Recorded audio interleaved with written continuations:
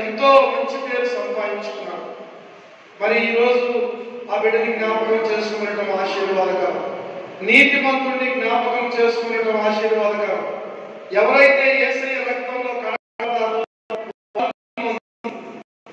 కాబట్టి మరి బిడ్డ విషయంలో మరి ఎంతో మంచి సాక్ష్యం కలిగినటువంటి బిడ్డ, కష్టజీవి. మరి నేను కూర్చొని నాకు ఇవ్వండి అనే బిడ్డ కూడా కాదు. చాలా మంచి బిడ్డ. మరి ఆ కుటుంబానికి ఆ లోటు తీరాలి, కుమారుడు లేని లోటు తీరాలి. అందుకే ఈ కూడిక ఆదరణ కూడిక అంటే అదే. 11వ రోజు ఆదరణ కూడిక ఎందుకంటే దేవుడే ఆ గుండెల్లో ఒక ధైర్యం ఇవ్వాలి.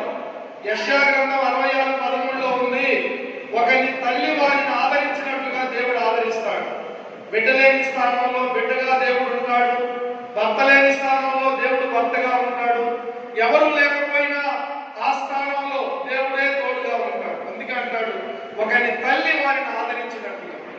నిజంగా పైకి బాగానే ఉన్నారు కానీ తల్లిదండ్రులకు గుండె వేదన.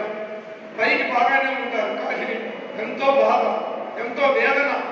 నిజంగా బిడ్డలను పోగొట్టుకోవడం అంటే బిడ్డని ఎంతో బాధ. మరి ఎన్నో ఆశలు పెట్టుకున్నారు,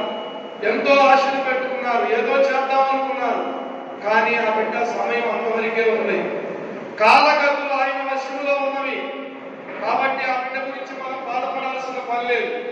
ఎందుకంటే యేసయ్య రక్తంలో కడగబడ్డాడు కనుక ఆ బిడ్డ పరలోకంలో ఉంటాడు. అందుకే పౌలు అంటాడు, సహోదరులారా నిరీక్షణ లేని ఇతరుల వలె మీరు దుఃఖపడకుని నిమిత్తము నిద్రించుచున్న వారిని గురించి మీకు తెలియకుండా ఇష్టం లేదు. కోటి రవితేజ సాల్మన్ రాజు నిద్రపోతున్నాడు. ఆయన ఏమీ చనిపోలేదు, నిద్రపోతున్నాడు. చనిపోయిన వాళ్ళ గురించి బాధపడాలి. రక్షణ లేకుండా ఎవరైతే చనిపోతారో వాళ్ళ గురించి మనం బాధపడాలి.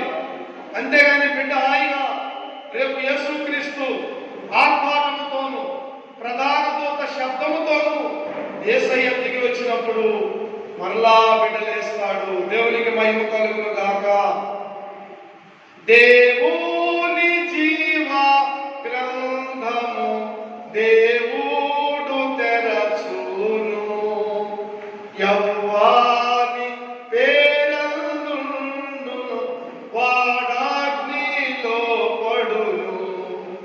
ఓ మానవుండ నీ గతి ఏమౌనో తెలియునా, ఏమేమి చేయుచుంటివో తప్పించుకొందువా.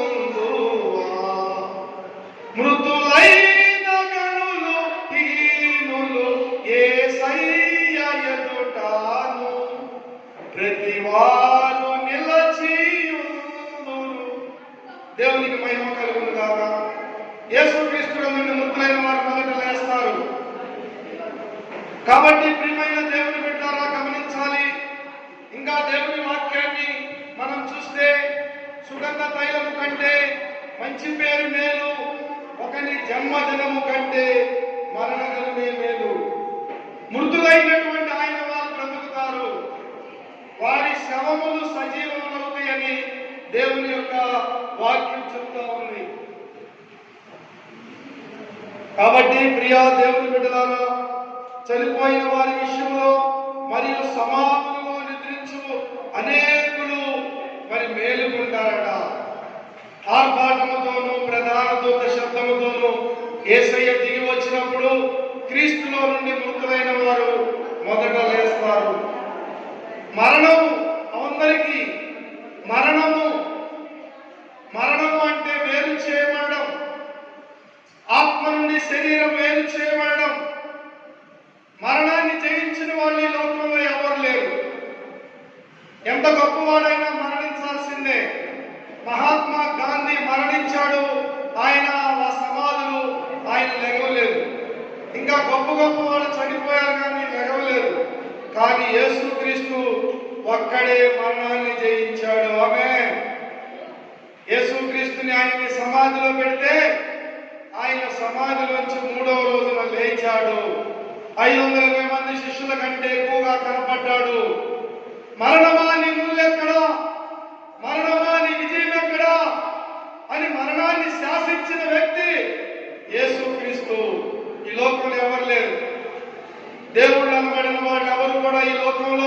మరణాన్ని జయించలేదు. మరణాన్ని జయించిన వాడు మన ప్రభువైన యేసుక్రీస్తు. కాబట్టి ప్రియమైన దేవుని బిడ్డలారా, దేవుడు మరణాన్ని జయించిన దేవుడు కనుక ఈరోజు కోటి రవితేజ సాల్మన్ రాజ్ ఆదరణ కూడిక బిడ్డ విషయంలో దేవుడు ఆ కుటుంబానికి ఓదార్పు దయచేయవాడు, దేవుడు ధైర్యము దయచేయవాడు, దేవుడు కుటుంబాన్ని ఆశీర్వదించువాడు. బిడ్డ లేని స్థానంలో దేవుడే బిడ్డగా తోడుగా ఉండదాగున, యేసయ్యే తోడుగా ఉండదాగున. వదిలిపెట్టిన తల్లిదండ్రులు, చెల్లి, బావగారు, బిడ్డలు, రక్త సంబంధికులు అందరూ కూడా దేవుడే తోడుగా ఉండదాగున ప్రార్థన చేసుకుందాం. ప్రేమ కలిగిన మా తండ్రి, కృప కలిగిన ప్రభువా, నీ వందనాలు నాయన. యవన ప్రాయంలో నీ బిడ్డని బాప్తిసం పొందాడు నాయన, నీ కాడి మోసాడు ప్రభువా. అయ్యా నీ వందనాలు నాయన. కోటి రవితేజాన్ని నాయన నీ రాజ్యములో ఉన్నాడని మేము నమ్ముచున్నాం. సాల్మన్ రాజును బట్టి నాయన నీకు స్తోత్రములు ప్రభువా. ఈ యొక్క 11వ రోజు జరుగుతున్న ఆదరణ కూడికలో ప్రభువా, ఇంతవరకు మీరు మాకు తోడుగా ఉన్నారు నాయన. వాతావరణం అనుకూలపరిచారు నాయన. పాటల ద్వారా భయం పొందారు ప్రభువా. నీ దాసుని మాటల ద్వారా మీరు భయం పొందారు నాయన. తల్లిదండ్రులు నాయన జాన్ పాల్ మెర్సీని మీరు దీవించండి ప్రభువా. బిడ్డలకు ధైర్యం దయచేయండి ప్రభువా. బిడ్డను పోగొట్టుకుని అల్లాడిపోతున్నారు నాయన, నువ్వే తోడుగా ఉండు నాయన. చెల్లెలు నాయన, అదిగో తండ్రి తేజస్విని బట్టి, అనిల్ని బట్టి, ఆ బిడ్డలకు ఇచ్చిన ఇద్దరు బిడ్డలు బట్టి నాయన వందనాలు. అమ్మమ్మను బట్టి, నాయనమ్మను బట్టి, పెదనాన్నలను బట్టి, బాబాయిలను బట్టి, అయ్యా రక్త సంబంధికులను బట్టి, చుట్టాలను బట్టి, బంధువులను బట్టి నాయన బిడ్డ విషయంలో ఎంతమంది బాధపడుతున్నారో అందరికీ మీరు ధైర్యం దయచేయండి నాయన.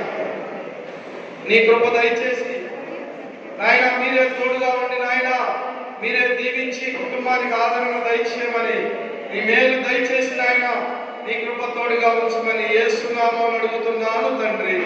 ఆమేన్.